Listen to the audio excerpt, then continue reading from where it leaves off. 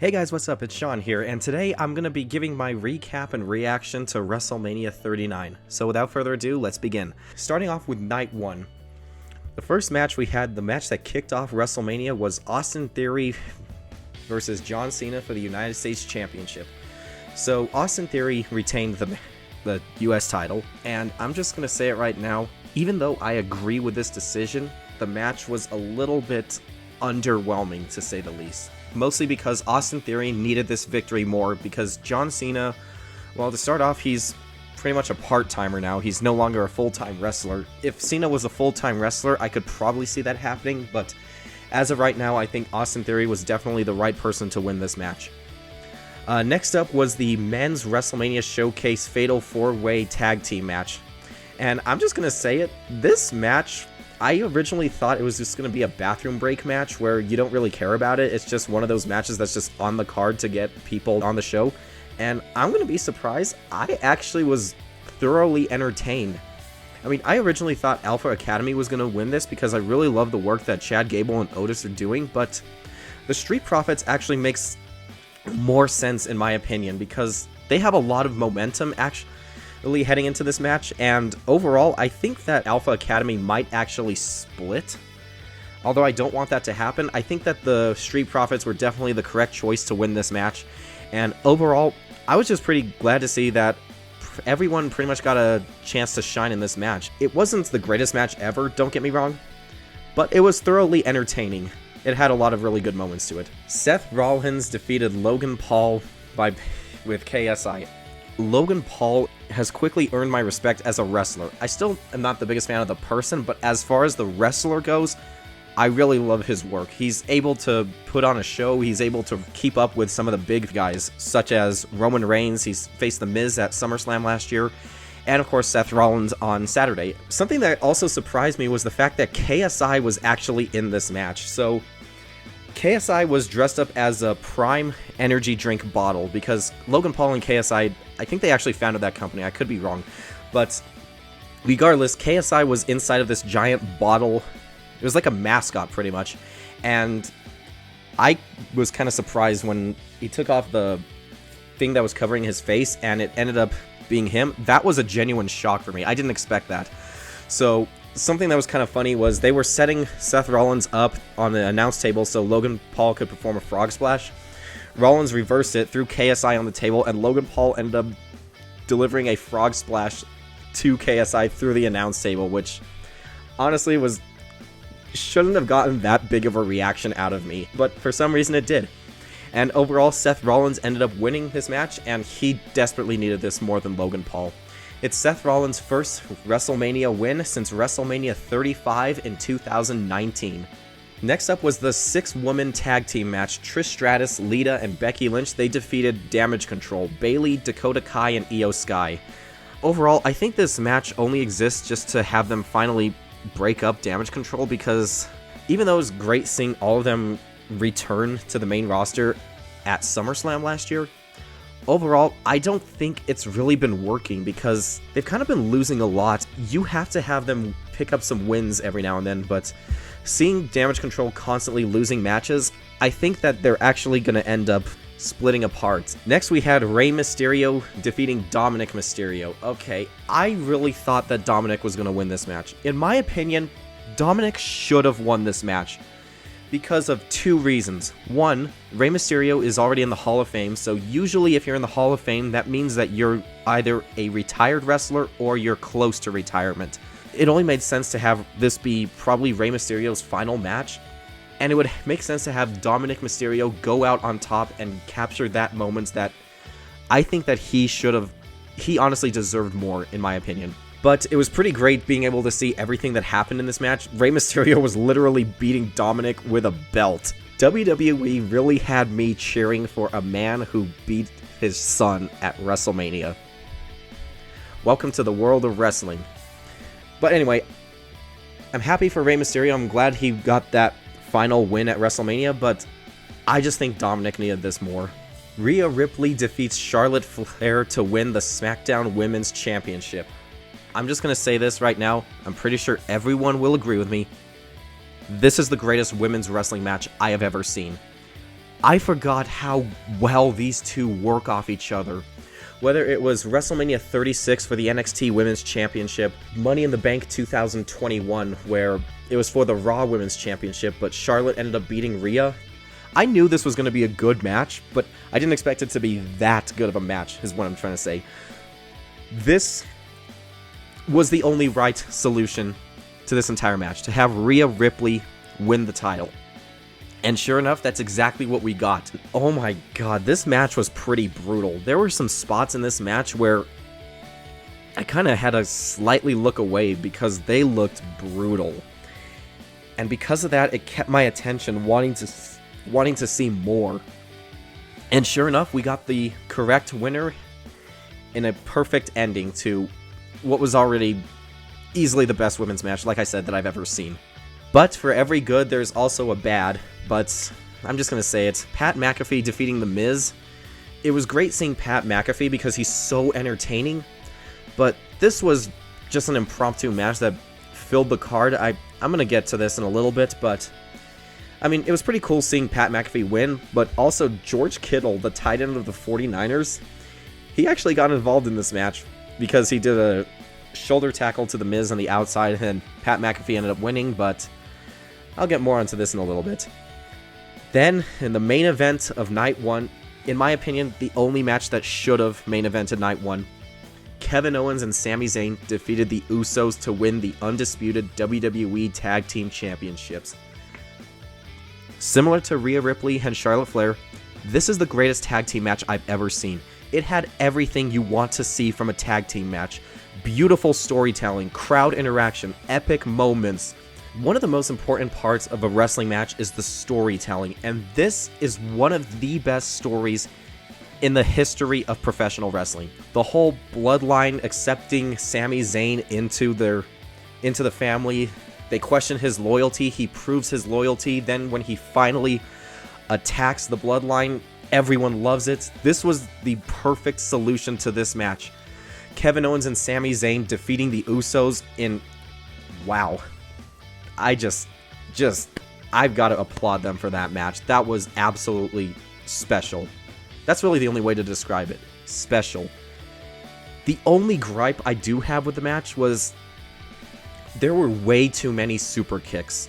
And the problem I have with the super kick nowadays is that it's pretty much being more commonly used than the punch. But regardless, the correct winners with a beautiful match, fantastic storyline, and Sami Zayn ended up pinning Jey Uso. Jey Uso, who questioned Sami Zayn's loyalty. Then when he finally accepted him, words can't describe how perfect that was. So Night 1 absolutely gets a 10 out of 10 from me. Sure, it had one or two bad things happen, but I was thoroughly entertained throughout the entire thing. And then, Night 2 happened, and let me just start off by saying Night 1 was better. I'm pretty sure most people would agree with me, but we'll get to the bad stuff in just a little bit. Starting off, Brock Lesnar defeated Omos, and I would be lying if I said that this match went exactly how I thought it would go. I mean, I knew that Brock Lesnar was going to win this match, but to be fair, it kind of gave me some 2017 vibes from this match. Because when Brock Lesnar was the Universal Champion in 2017, he actually faced both Samoa Joe and Braun Strowman in one-on-one matches at pay-per-views. And the way that Brock Lesnar worked that match, he made Samoa Joe and Braun Strowman, he made them look pretty good while doing it. It kind of helped out Omos in a large way. But Omos is just kind of a big guy. Okay? What else is there to him? Pretty much nothing else. And honestly, the only correct solution was to have Brock Lesnar win this match. And sure enough, that's what ended up happening. Next up, we have the Women's WrestleMania Showcase Fatal 4-Way Tag Team Match. Okay, where do I even begin with this match? I guess I can start off by saying this was an absolute waste of time. I'll be completely honest. There were some pretty entertaining spots in this match, but the only thing that could have saved this match from just being flat out abysmal didn't even happen. The only thing that would have saved this match was if Shayna Baszler turned on Ronda Rousey. If that was actually the case for this match and that was actually going to happen, I would look at this in a much better way than I currently do. I've already explained why I don't like Ronda Rousey. She has no respect for the business. She has no respect for anything. I really don't see a reason to this match. Aside from the one thing that probably could have saved it, and they couldn't even do that. Now the triple threat match for the Intercontinental Championship, Gunther defeating Sheamus and Drew McIntyre, this is what should have opened night 2. This match was so brutal. Everything about it was pretty much amazing.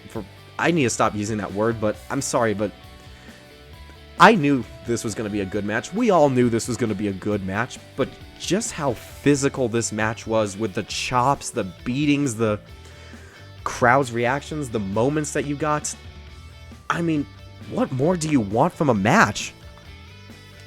It's pretty much everything you would expect from a match like this, yet at the same time, you feel so satisfied that you don't want any more. And in the end, you got the correct winner.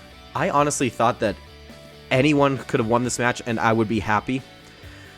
But I think they're actually going to be building towards Gunther defeating the Honky Tonk Man's record Intercontinental Championship reign.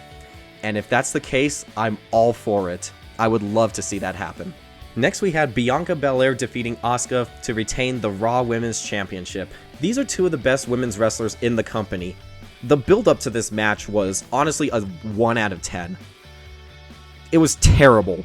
I knew the match was going to be good, but it was a little bit underwhelming, but I still was thoroughly entertained. I was okay with whoever won this match. I predicted Bianca to win, but I said if Asuka wins, I wouldn't really be surprised. I mean, these two women gave it their all. I mean, it's not nearly as good as Rhea Ripley versus Charlotte Flair from the previous night, but I still was entertained. We got a pretty great finish to the match. Asuka tries to spit the mist into Bianca's face, then blocks in a submission move. Bianca literally stands up while holding Asuka on her shoulders, hits her finishing move, the KOD. That's just brute strength. That is impressive. That is very difficult to pull off. Next, we had Snoop Dogg defeating The Miz in an impromptu match. So, originally they had Shane McMahon return. It was a pretty cool moment, but unfortunately, when this happened, Shane McMahon tore his quad. So they had to improvise on the spot. So, hats off to WWE for having them improvise that quickly. But overall, let me explain why I didn't like these impromptu matches. Some of the wrestlers who needed to be on this card were Bobby Lashley and LA Knight. These are two of the best performers that you'll see because Bobby Lashley is one of the best wrestlers, in my opinion, in WWE. And LA Knight, the crowd absolutely loves him. Since this match pretty much took place in Los Angeles, LA, and you don't have LA Knight, what are we doing? I mean, what are we doing?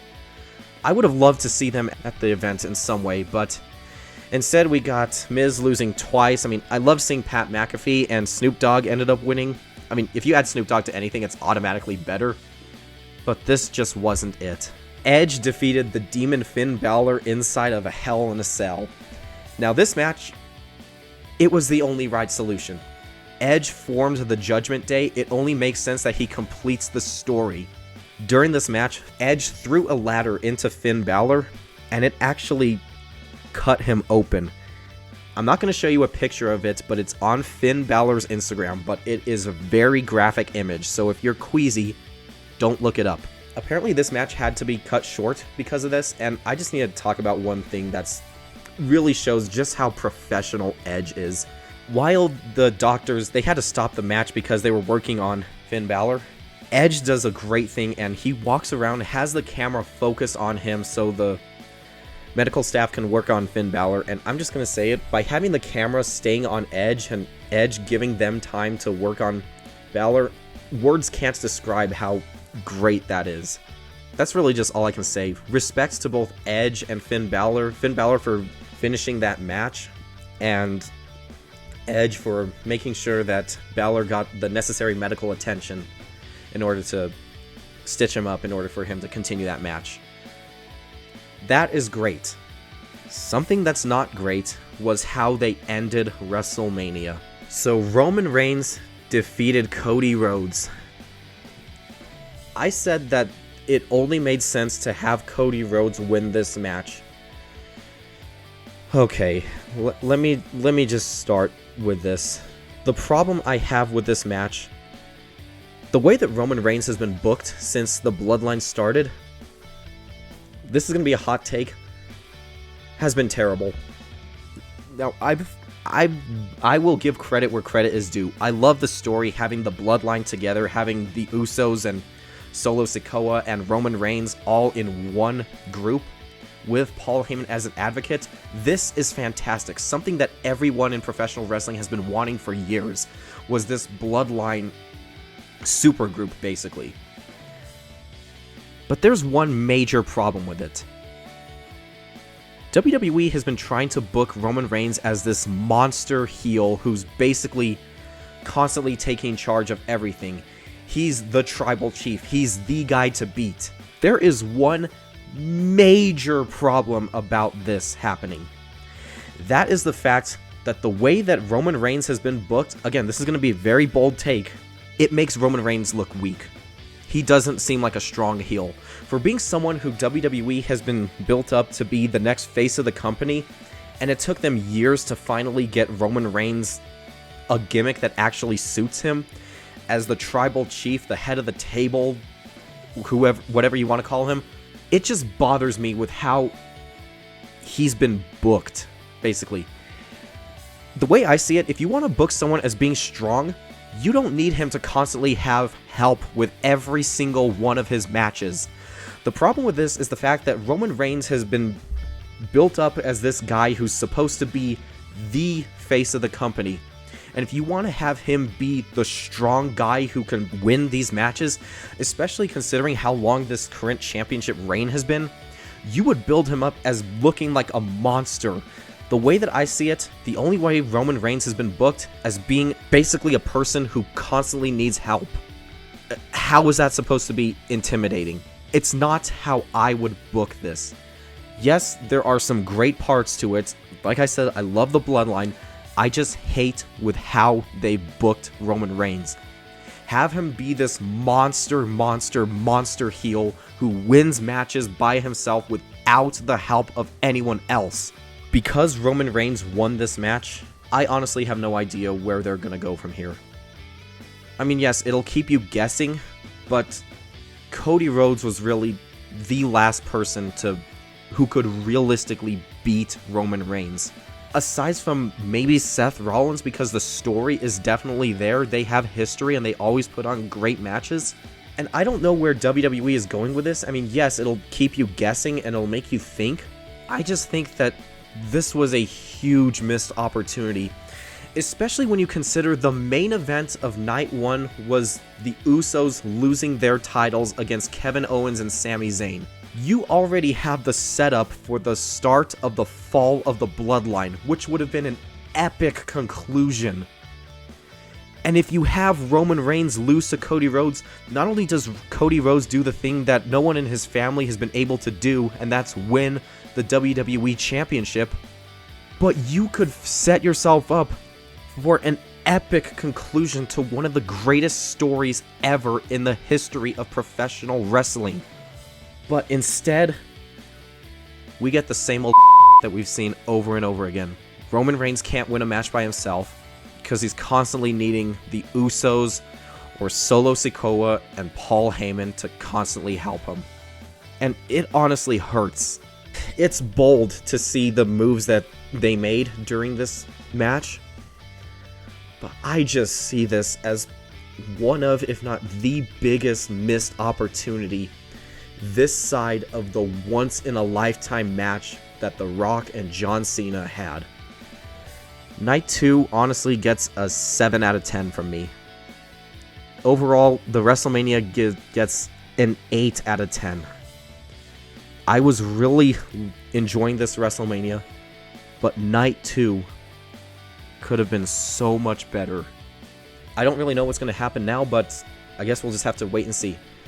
So I want to thank you guys for watching this video. As of right now, this is Sean Arguello saying goodbye for now, but not forever. I'll catch you guys in the next video. Goodbye.